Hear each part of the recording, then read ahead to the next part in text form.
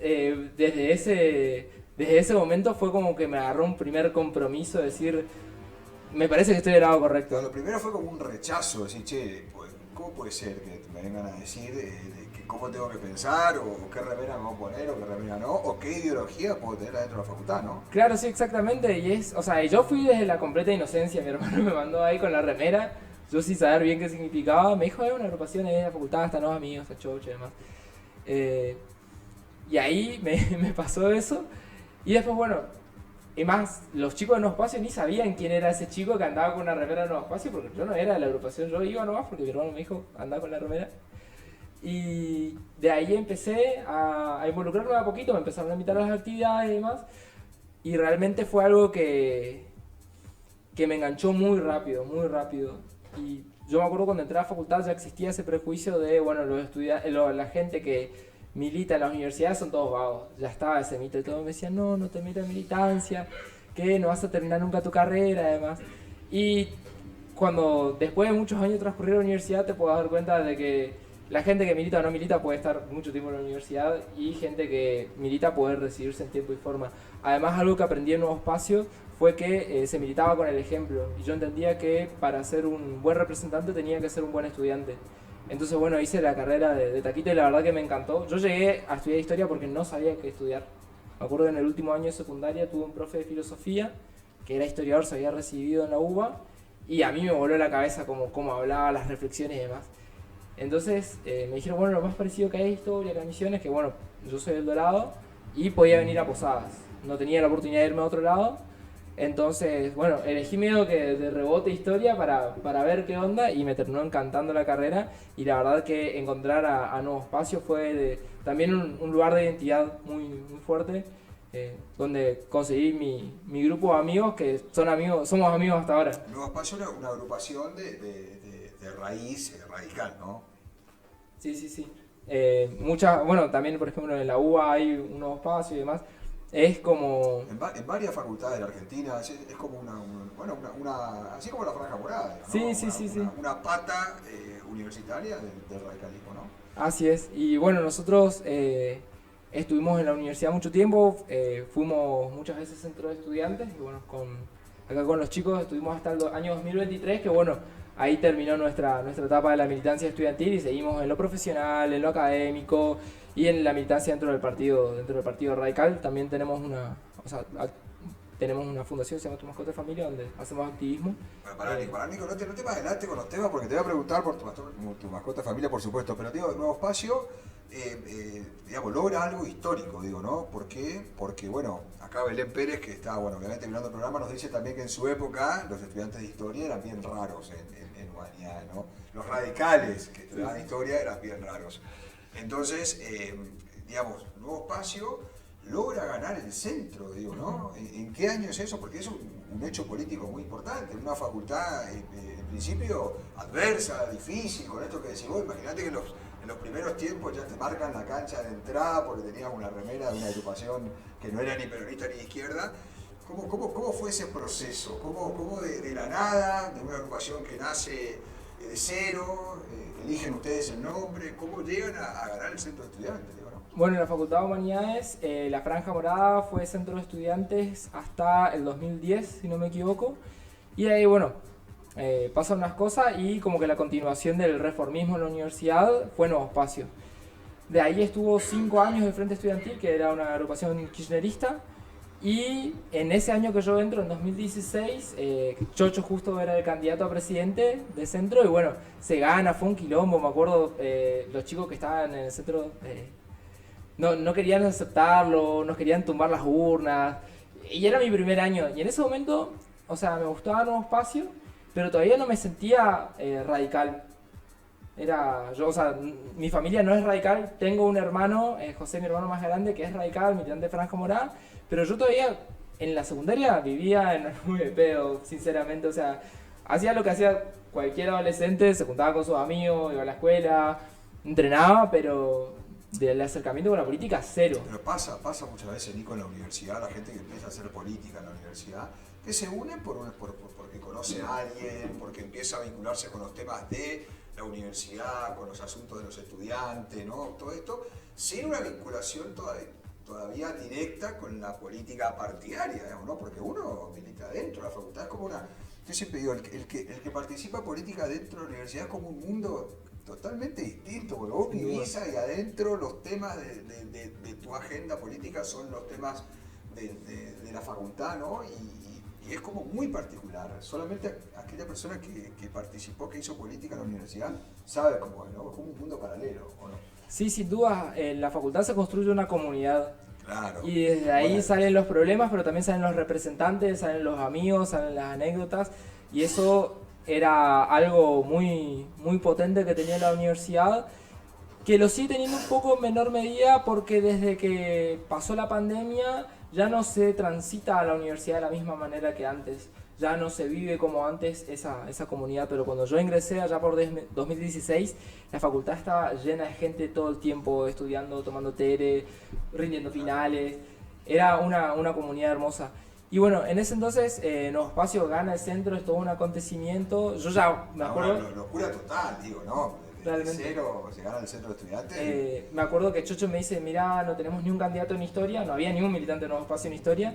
Yo sé que a vos te puede comprometer eso en tu carrera y demás. No, sí, acepto, le digo.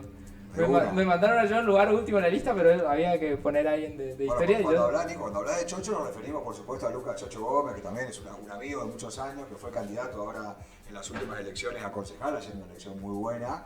La segunda muy buena que hace, ¿no? Ya también hace 4 años, ¿no? Hace 4 años fue candidato por primera vez y también una elección muy buena. Así que saludos para Lucas Chocho Gómez. Sí, bueno, entonces ahí se da la elección, todo el quilombo, y me acuerdo que se empezaron a cantar canciones de La Franja, Sor Alfonsín y demás, el 83, y fue una buena primera vista ahí con el radicalismo. Me acuerdo que me erizó la piel, o sea, me sentí parte de algo que no conocía todavía, porque yo recién había ingresado en historia, y la carrera de historia, los primeros años es historia antigua, digamos, introducción a historia, después historia de Cercano Oriente, historia de Grecia y Roma, todavía ni estás cerca de ver historia argentina. Entonces yo no sabía mucho de historia, entré porque me parecía interesante, pero bueno, en ese momento que se empezaron a cantar las canciones de La Franja, fue una buena primera vista, me sentí parte de algo que era más grande que yo, que estaba desde antes, y me acuerdo que después de ganamos el centro, al día siguiente me fui a tomar un té a lo de Chucho y le dije, yo quiero militar en el Partido Radical. Y él me dijo, bueno, pensé que iba a tardar más, me dijo, pero no, desde ahí, bueno, nos involucramos y estuve en la Juventud Radical, fui vicepresidente de la JR Misiones, estuve en mesa, y bueno, la militancia estudiantil fue lo que principalmente me dediqué.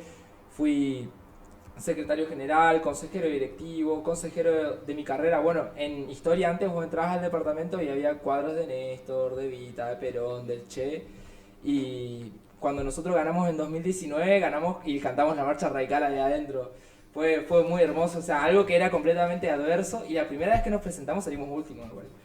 Claro, por eso es todo un hecho político. Además, digo, no solamente que es una facultad donde tenías que ser peronista o de izquierda, sino que además, yo no conozco humanidades de adentro, pero me imagino que se respira política, ¿no? Me imagino que hay mucho debate todo el tiempo, me imagino que en historia, en carreras de ese estilo, debe ser una cosa como de todo momento, ¿no? Hay otras facultades que tienen como otra impronta, otro perfil de estudiante. ¿Es así esto, Nico? ¿Hay como política todo el tiempo? ¿O cómo lo viviste vos? Sí, fue así. Después de la pandemia eso bajó muchísimo la intensidad. Pero en esos años que yo ingresé sí era así. Me acuerdo que unos amigos me jodían y me decían asamblea, porque siempre pasaba por los cursos a invitar a asambleas. Era todo un quilombo todo el tiempo. Claro, la famosa asamblea. Sí. Y bueno, yo tenía si se quiere, ese capital político de decir, bueno, mirá, está militando, está haciendo política, pero metió las materias troncales ya en primer año. O sea, Bart rindió un final. Y eso me generó de a poco, junto con mi amigo Rodri, porque los dos éramos compañeros de estudio, y íbamos metiendo todas las materias y militando, que él fue el segundo militante del Nuevo Espacio que hubo en historia. Empezamos a construir. La primera elección estábamos en segundo año, imagínate, teníamos 18 recién.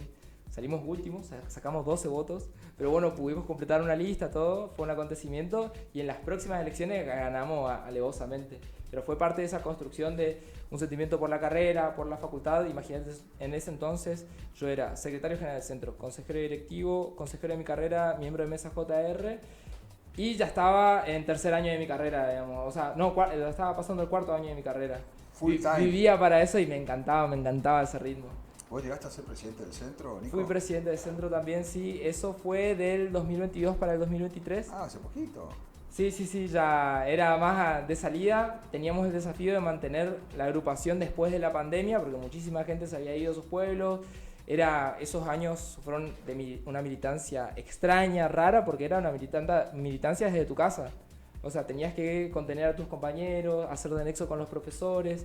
Realmente fue algo muy agotador, fue muy duro. Ahora uno lo recuerda de esta manera, pero en ese momento fue muy difícil. Bueno, Flavia en ese entonces era secretaria general del Centro de Estudiantes, Jere también ya estaba con nosotros, y fue durísimo, realmente fue muy duro saber lo mal que la pasaban muchísimos compañeros. Yo por suerte tuve la oportunidad de quedarme acá en Posadas, pero muchísimos no tenían cómo volver, después se fueron, no sabían si mantener los alquileres, la virtualidad al comienzo era un quilombo y muchísima gente dejó. Entonces nosotros, bueno, yo era consejero directivo de mi carrera y era el nexo entre los estudiantes y los docentes y las autoridades. Entonces fue una militancia de 24 horas, pero desde tu casa, desde la soledad, de pasar aulas y pasillos llenos y juntarte con tus amigos, mate, tereré, todo el día y cursar. Eso, lo hermoso era cursar, estabas cursando solo en tu casa y veías algunas cámaras prendidas, otras apagadas, y eso fue realmente triste. Fue muy difícil. Me acuerdo que en 2021, que acá todavía no se había abierto la facultad, digamos, para ninguna instancia de presencialidad. Había arrancado terapia, inclusive desde ahí arranqué terapia. ¿Haces terapia? Sí. Ahora este año dejé. Pero ¿Te sirvió? Hay todo un debate. Hay gente que cree que es muy, muy importante, hay gente que descree un poquito en tu experiencia. Fue bueno, te sirvió. Sí, fue fundamental porque me pasó un momento que parecía que nunca más iba a terminar la pandemia, ese aislamiento. Y bueno, yo creo que uno de los desafíos que tenemos, no solo la gente que está metida en política, sino todos, es de construir comunidad.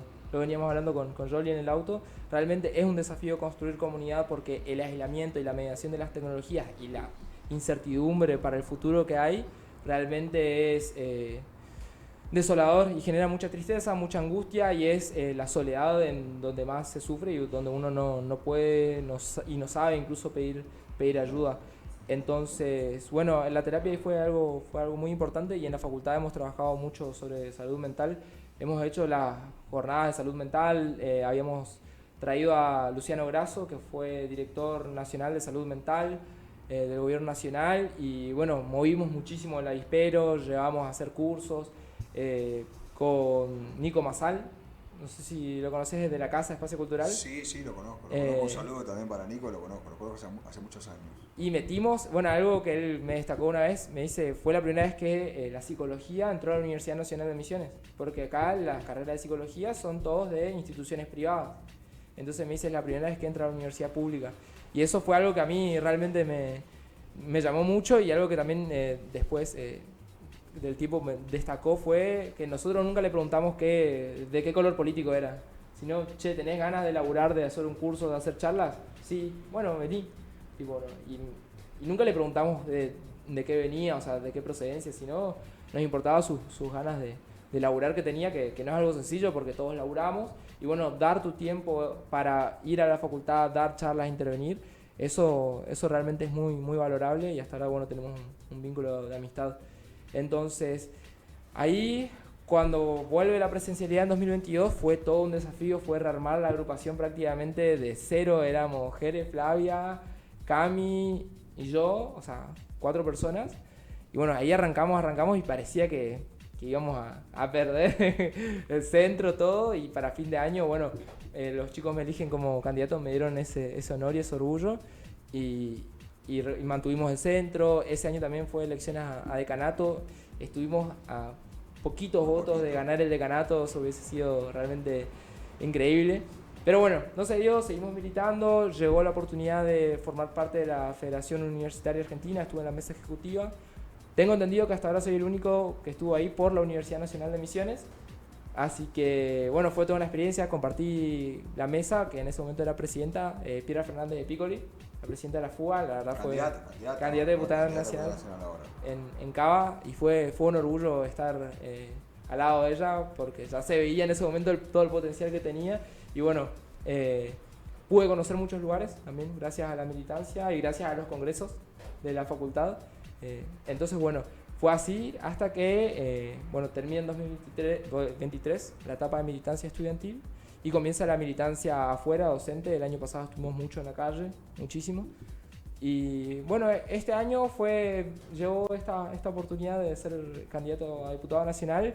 Lo tomo con muchísima felicidad, orgullo y la responsabilidad. Me acuerdo que antes había una remera de la franja que decía: estamos haciendo alegremente cosas terriblemente serias. Algo así era el eslogan. Y bueno, así, es algo muy serio, una responsabilidad muy grande, pero que lo llevo con gusto, con alegría. Además estamos con la lista 3 y eso de un golazo. Bueno, ya vamos a hablar de tu candidatura. Primero, te cuento que acá Billy del Templo Bar dice que sos un fiel seguidor, ¿no?, del bar y dice que invita un trago de bienvenida cuando quieras. Así que ahí se armó en el chat, se armó todo un debate acerca del trago de bienvenida, porque ahora todos quieren ir al Templo Bar a tomar un trago de bienvenida. Pero bueno, saludos, ahí está, bueno, está Cintia, está obviamente Billy.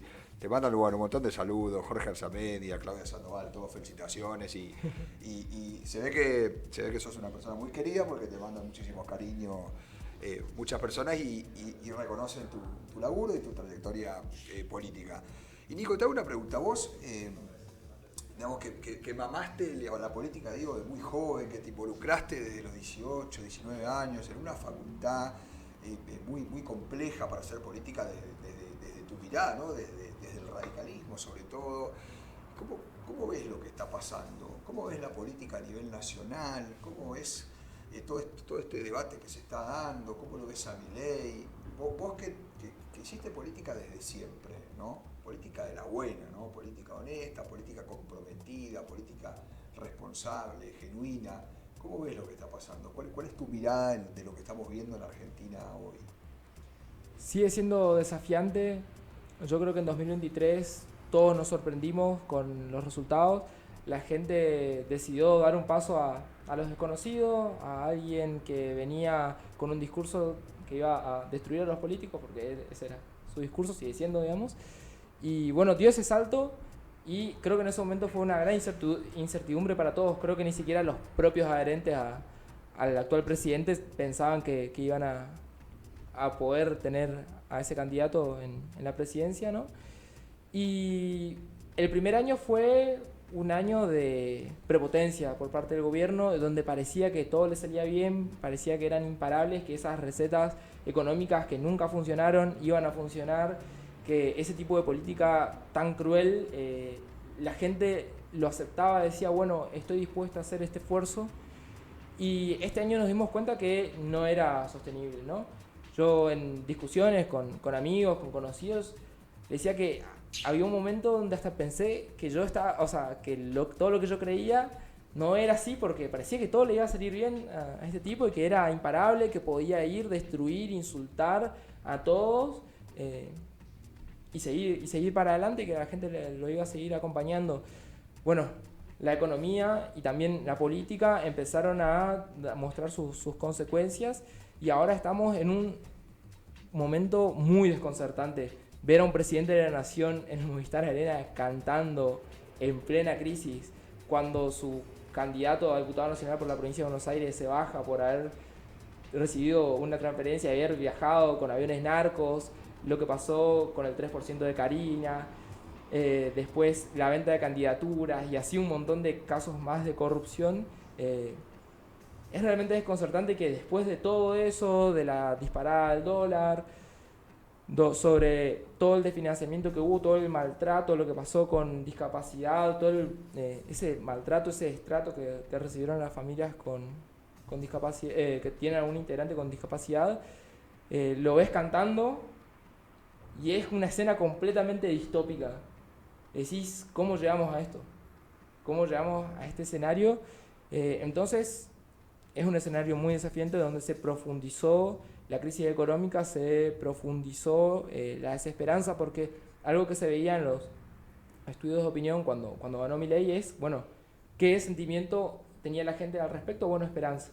Tenía una expectativa, ¿no? Con Alberto era como una continuidad del kirchnerismo que llevó a la inflación por los cielos, donde la pandemia fue algo que la gente le pasó la factura, no solo por esa falta de respeto de Alberto cuando pasó lo de Olivos y muchísimas otras cosas más hacia la sociedad, pero también por la administración de la política, de la economía. Entonces la gente se cansó, ya no tenía esperanzas, ¿no? La inflación no paraba de subir y encontró en alguien que parecía novedoso, pero si uno lo ve a nivel global, internacional, no era para nada novedoso porque era una experiencia que ya se venía dando en otras partes del mundo, una esperanza. Y esa esperanza ahora está desapareciendo en muchos lugares. Ya hay gente que perdió la esperanza en el gobierno nacional y eso no necesariamente está siendo canalizado en algo positivo, decir, bueno, pongo mi esperanza en esto, en aquello, en esta nueva representación política, sino que la frustración es más y más y más, y se ve eso en los altos niveles de abstención política. La última elección de Misiones votó muy poca gente, a nivel nacional en las diferentes provincias está votando poca gente, desde el 2021 está votando poca gente, y eso significa que la gente está desesperanzada, frustrada, no cree en la política, y es mediante la representación la única forma que podemos cambiar las cosas. También está esta cuestión de que se acostumbró a la gente de que la política y el voto es una mercancía. A todos nos pasó de estar por la calle panfleteando, llevando nuestra propuesta y te dicen, ay, esto no tiene un billete atrás. No, estamos acercando nuestra propuesta, señor, señora. Ah, yo sí, tenía plata, si me dan algo, bueno. Entonces, eso fue la política del kirchnerismo. Fue mercantilizar el voto, hacer de la representación una mercancía, un intercambio. Bueno, yo te doy algo material y vos me das tu voto. Pero no era una cuestión de, bueno, elijo a esta persona porque realmente me representa políticamente o me gustan sus propuestas. Afinidad, bueno, por lo menos pienso que es alguien honesto, no sé, algo. Entonces, también venimos arrastrando todo eso y ahora tenemos ese desafío, que es algo que vengo planteando en diferentes instancias, que es doble, ¿no?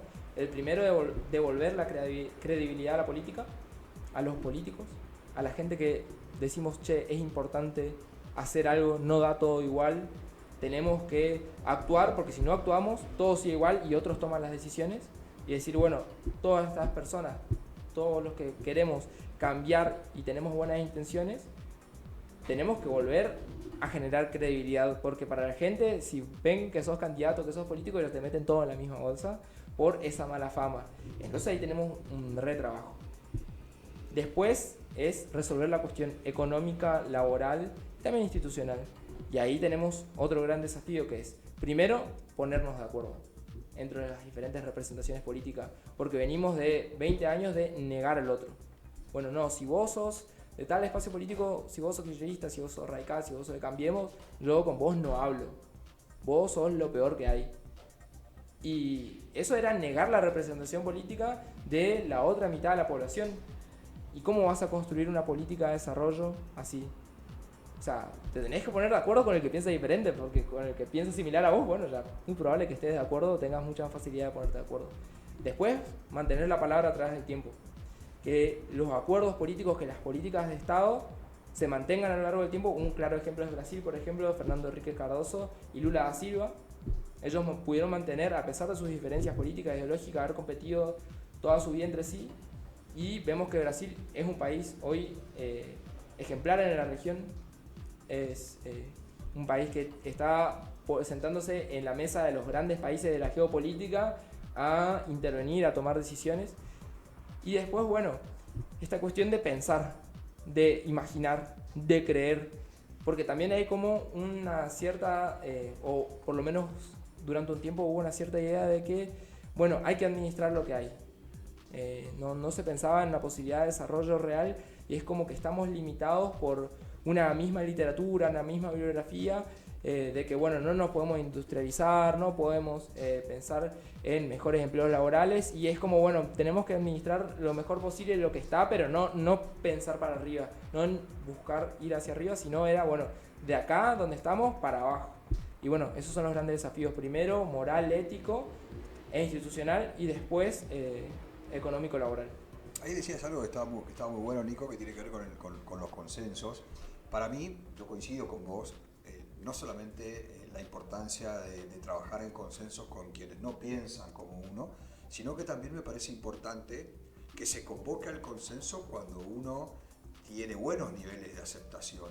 O sea, para mí hubiese sido muy valioso, por ejemplo, que Milei convoque a determinados acuerdos y a determinados consensos cuando él tenía un 80% de imagen positiva, en esta etapa que decís vos, en la que no parecía que todo iba muy bien.